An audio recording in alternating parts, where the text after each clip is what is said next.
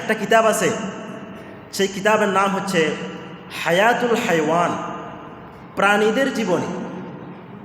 একটা কিতাব আছে, এটা উর্দুতেও লেখা আছে, আরবিতেও আছে। যারা বিভিন্ন কিতাব মোতালা করেন, স্টাডি করেন, গবেষণা করেন, তারা জানেন এই হায়াতুল হাইওয়ান, প্রাণীদের জীবনী একটা কিতাব আছে। সেই কিতাবে একটা ঘটনা লেখা আছে। সেখানে আজ থেকে 1 থেকে 150 বছর পূর্বে কাবা শরীফের পাশে, সেখানে বৃষ্টির কোনো সম্ভাবনা নেই। হঠাৎ করে অনেক বৃষ্টি, খুব প্রচুর পরিমাণ বৃষ্টি হতে হতে এক পর্যায়ে হাজী সাহেবরা তওয়াফ করতে পারতেছেন না, এই পরিমাণ বেশি বৃষ্টি। কাবার চতুর্পাশে 1 হাত পরিমাণ বা তার চেয়ে বেশি পানি জমে গেছে, আর সেখানে তওয়াফ করার মতো অবস্থা নেই। সবাই চলে গেছে, সবাই দূরে সরে গেছে। হঠাৎ করে একটা সাপ, বিশাল বড় একটা সাপ এসে গোটা কাবাকে 7 বার চক্কর দিয়ে চলে গেছে। ফলে সেখানে যিনারা মুআররিখিন, যিনারা গবেষক, তিনারা বের করেছেন যে হতে পারে এই সাপটা আল্লাহর কাছে অনেক দিন যাবৎ দোয়া করছে সে কাবাকে তওয়াফ করার জন্যে। আল্লাহ তাআলা বৃষ্টি দিয়ে মানুষকে সরাই সেই সাপের দোয়া কবুল করে কাবাকে তওয়াফ করার সুযোগ করে দিয়েছেন। সুবহানাল্লাহ। হায়াতুল হাইওয়ান কিতাবটা পড়ে দেখবেন। সেই হায়াতুল হাইওয়ানে আরেকটা ঘটনা লেখা আছে। একটা পিপিলিকা আল্লাহর কাছে বহুদিন যাবৎ দোয়া করছে যে হে আল্লাহ, আপনি আমাকে আপনার ঘরটা দেখান, আপনার কাবাটা দেখান। আল্লাহ তাআলা তার সামনে একটা কবুতর হাজির করলেন। একটা কবুতর উড়ে উড়ে এসে সেখানে বসছে। পিপিলিকাকে আল্লাহ তাআলা ভিতরে ঢেলে দিলেন, তুমি এই কবুতরের পাকে আঁকড়ে ধরো। কবুতরের পাকে আঁকড়ে ধরছে। কবুতর উঠতে উঠতে উঠতে উঠতে একবারে কাবা শরীফ পর্যন্ত পৌঁছে গেছে। সুবহানাল্লাহ বলে। এভাবে অনেক ঘটনা আছে। ভারতে একজন বুজুর্গ ছিলেন আল্লামা ইদ্রিস কান্দলবী রহমতুল্লাহি আলাইহি।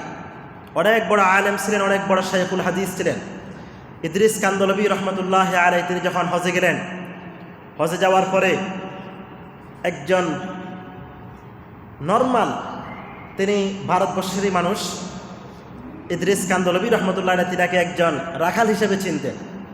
বললেন, তুমি এখানে হজ করতে কিভাবে আসলে? তখন সেই রাখাল বলল যে আমি আল্লাহর কাছে বহুদিন যাবৎ দোয়া করতেছি। এটা বেশি আগের ঘটনা নয়, 20-30 বছর বা 40-50 বছর আগের ঘটনা হবে। আমি আল্লাহর কাছে বহুদিন যাবৎ দোয়া করতেছি যে হে আল্লাহ, আপনি আমাকে কাবাটা দেখান। আমার কাছে সামর্থ্য নাই, কিন্তু আপনি আল্লাহর কাছে পৃথিবীর কোনো অসম্ভবই কি নাই, কোনো অসম্ভব বলতে আল্লাহর কাছে কিছু নেই। আপনার কাছে সবই সম্ভব, আপনি আমাকে কাবা দেখান। আমি বহুদিন যাবৎ আল্লাহর কাছে দোয়া করতেছি। যখন হজের মৌসুম আসলো, হজের মৌসুম আসার পরে আমি চিন্তা করলাম আমার কাছে তো জাহাজ ভাড়া নাই। তখন জাহাজ দিয়ে, ভারতবর্ষ থেকে জাহাজ দিয়ে যেত জেদ্দার, সেখানে সাগরে পাড়ে জাহাজ উঠে সেখান থেকে যেত। আমার কাছে তো জাহাজ ভাড়া নাই। অন্তত জাহাজ যেখান থেকে ছাড়ে, সাফিনাতুল হুজ্জাজ বলা হয় আরবিতে, সাফিনাতুল হুজ্জাজ যেখান থেকে ছাড়বে, অন্তত সেই স্থান পর্যন্ত যাওয়ার তো আমার শক্তি আছে। তখন সেই রাখাল সাফিনাতুল হুজ্জাজ পর্যন্ত, যেখান থেকে জাহাজ ছাড়ে, হাজিদের জাহাজ যেখান থেকে ছাড়ে, সেখান পর্যন্ত তিনি গেলেন। যাওয়ার পরে তিনি হাজিরা মাল উঠাচ্ছে, তিনি দেখতেছেন, মাল নামাচ্ছে দেখতেছেন। কোনো সময় হাজিদের মালগুলো উঠাই দিচ্ছেন, সহযোগিতা করতেছেন, আর আল্লাহর কাছে দোয়া করতেছেন, হে আল্লাহ, এরা নিজ চোখে কাবা দেখবে, আমি দেখতে পারবো না। আল্লাহর কাছে খালি দোয়া করতেছে। হঠাৎ করে সেখানে হজকর্মী যারা থাকে, হজকর্মী যারা হাজিদের সেবা করে, হাজিদের গাটলি, হাজিদের বিভিন্ন মাল সামানা যারা উঠাই দেয়, এরকম একটা হজকর্মী জাহাজ থেকে পড়ে সে আহত হয়েছে। আহত হওয়ার পরে সে কোনো কাজ করতে পারতেছে না। এখন সে লোক বলতেছে, ভাই, আপনার গায়ের যেই জার্সিটা আছে, মানে গায়ের পোশাকের কর্মীর একটা পোশাক থাকে না আলাদা, সে পোশাকটা আমাকে দেন, আমি আপনার কাজগুলো করতে থাকি, আপনি একটু রেস্টে থাকেন। তখন সে কাজগুলো করতেছে। কাজগুলো করতে করতে জাহাজ ছাড়ার সময় হয়ে গেছে। জাহাজ ছেড়ে দিছে। সে বলতেছে, ইদ্রিস কান্দলবীকে তিনি বলতেছেন যে আমি তখন চিন্তা করলাম আমাকে কি আর জাহাজ থেকে ফেলে দিবে, আমি সহ চলে যাই। পরে যখন টার্মিনালে যখন কাগজপত্র চেক করবে তখন পরে হবে, আগে একবার চলে যাই, একবার জেদ্দা সাগরে পাড়ে গিয়ে একবার উঠে যাই। যখন করতে করতে যখন এভাবে সপ্তাহখানেক জাহাজ চলতে লাগলো, জেদ্দা সাগরের কাছাকাছি যখন কিনারের কাছাকাছি যখন চলে আসলো, আসার পরে ঘোষণা হলো যে সকল হাজী সাহেবগণ কাগজপত্র পাসপোর্ট সব কিছু রেডি করে আপনারা সিরিয়ালে দাঁড়িয়ে যান। তখন সেই লোক বলতেছে, আমি তখন চিন্তা করলাম আমার তো কাগজপত্র নাই, আমার কাছে তো কোনো কাগজপত্র নাই, আমি কি করব? তখন আমি ইচ্ছা করে আল্লাহর উপর তাওয়াক্কুল করে আমি সাগরে ঝাঁপ দিলাম। সাগরে ঝাঁপ দিয়ে দেখি টার্মিনালকে ফাঁকি দিয়ে কোনো ফাঁক দিয়ে উঠে যাওয়া যায় কিনা। রাত্রিবেলায় যখন সে জেদ্দার সাগরে যখন ঝাঁপ দিল, হঠাৎ করে সাঁতার কাটতে কাটতে কাটতে কাটতে যখন কিনারায় চলে যাবে, দেখতেছে রাত্রিবেলায় একটা ঘরের ভিতরে মিটি মিটি আলো জ্বলতেছে, আর সেখান থেকে একটা বাচ্চার কান্নার আওয়াজ আসতেছে। তখন অনেক কষ্ট করে তিনি সেখানে উঠলেন। উঠার পরে দেখতেছে ভিতরে একটা বাচ্চা কান্না করতেছে, তার মায়ের স্তনে দুধ নেয়, আবার তাদের একটা পশু আছে, সেই পশু থেকে তারা দুধ দহন করতে পারতেছে না, এটার কারণে বাচ্চা কান্না করতেছে। তখন সেই রাখাল ইদ্রিস কান্দলবী রহমতুল্লাহকে বলতেছে, তখন আমি গিয়ে বললাম, আরবিতে বলতে পারে না, তখন আমি ইশারা দিয়ে বুঝলাম যে বাচ্চাটাকে আমাকে দেন, আমি তাকে শান্ত করব, ওই পশুটাও আমাকে দেন, আমি তাকে কি করব? আমি তাকে দুধ দহন করে আমি দুধ খাওয়াই দিব।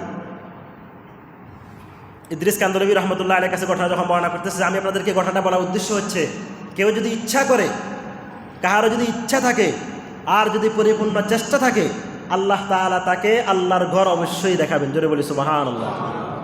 একটা আমল আছে, ফাঁকি দিয়ে আমলটার কথাটা বলি। লা ইলাহা ইল্লাল্লাহুল ফাত্তাহুল আলিমুর রাকিবুল মান্নান, এই দোয়াটা কেউ যদি দৈনিক 100 বার পড়ে, 5 ওয়াক্ত নামাজের পরে 20 বার, আল্লাহ তাআলা তাকে অবশ্যই, সে যদি ইয়াকিন নিয়ে পড়ে, আল্লাহ তাআলা অবশ্যই তাকে কোনোদিন না কোনোদিন কাবা শরীফ দেখাবেন। সুবহানাল্লাহ বলেন। আমরা পড়াশোনা করছি ফেনী জামিয়া রশিদিয়া। ফেনী জামিয়া রশিদিয়া আমাদের 2-3 জন ওস্তাদ, তিনারা এই আমল করে একবারে নগদে পুরস্কার পেয়েছেন, নগদে আল্লাহর পক্ষ থেকে পেয়েছেন। আমল করছেন লাগাতার 2 বছর। আল্লাহ তাআলা কোনো ব্যবস্থার মাধ্যমে তিনারা 2 জনেই উস্তাদ উমরা করে চলে আসছেন। সুবহানাল্লাহ বলেন। আমাদের উস্তাদ লা ইলাহা, সবাই বলেন লা ইলাহা ইল্লাল্লাহুল ফাত্তাহুল আলিমুর রকিবুল মান্নান। লা ইলাহা ইল্লাল্লাহুল ফাত্তাহুল আলিমুর রকিবুল মান্নান। এই আমলটা অনেক বুজুর্গ আকাবিরিন কেরাম এই আমলটা করে তিনারা আল্লাহর ঘর দেখতে পেয়েছে। এজন্য যাদের অদম্য ইচ্ছা আছে যে আমি আল্লাহর ঘর দেখবই, এবং চেষ্টা চালিয়ে যাবেন আর এই আমলটা করতে থাকবেন, ইনশাআল্লাহুল আজিজ আল্লাহ তাআলা আপনাকে আল্লাহর ঘর দেখার ব্যবস্থা করে দিবেন। যদি বলি ইনশাআল্লাহ। আল্লাহ তাআলা আমাদেরকে কবুল করুন, সবাই বলি আমিন। ওই লোকটা যখন দেখলো, এক পর্যায়ে সে ভারতীয় স্টাইলে সে পশুটার হাত পা বাঁধছে, বাঁধার পরে সেখান থেকে দুধ দহন করছে। দুধ দহন করার পরে সেই বাচ্চাটাকে যখন শান্ত করছে, শান্ত করার পরে মানুষের একটা মেজাজ হলো, যখন বাচ্চারা কান্না করে, কান্নাকে যখন কোনোভাবেই থামাতে পারে না, আর সেখানে এসে কোনো ব্যক্তি যদি উপকার করে দেয়, তখন তার প্রতি মানুষ অটোমেটিক দুর্বল হয়ে যায়।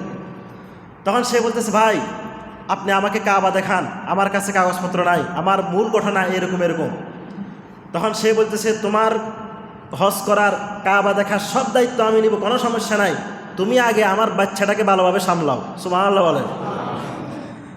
বলতেছে, তুমি আমার বাচ্চাটাকে ভালোভাবে সামলাও। তখন সে বলতেছে, তাহলে আমাকে কিছু দেন, তাহলে আমি কাগজপত্র বানিয়ে নিয়ে আসি।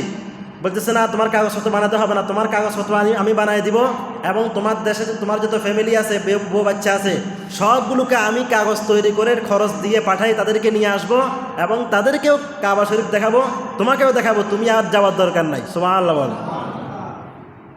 এভাবে আল্লাহ তাআলা এক রাখালকে পরবর্তীতে ওই সৌদির সেই মালিকের মক্কার পাশে একটা ডেইরি ফার্ম ছিল, ডেইরি ফার্ম, একটা পশুর খামার ছিল, সেই পশুর খামারের দায়িত্ব দিছে এই রাখালকে। সেই পশুর খামারের ম্যানেজিং ডিরেক্টর বানাইছে এই কাবাকে, এই রাখালকে। সে প্রত্যেক সপ্তাহে 1 বার 2 বার এখন সে কাবা শরীফ দেখতে পায়, উমরা করতে পারে। জোরে বলি সুবহান।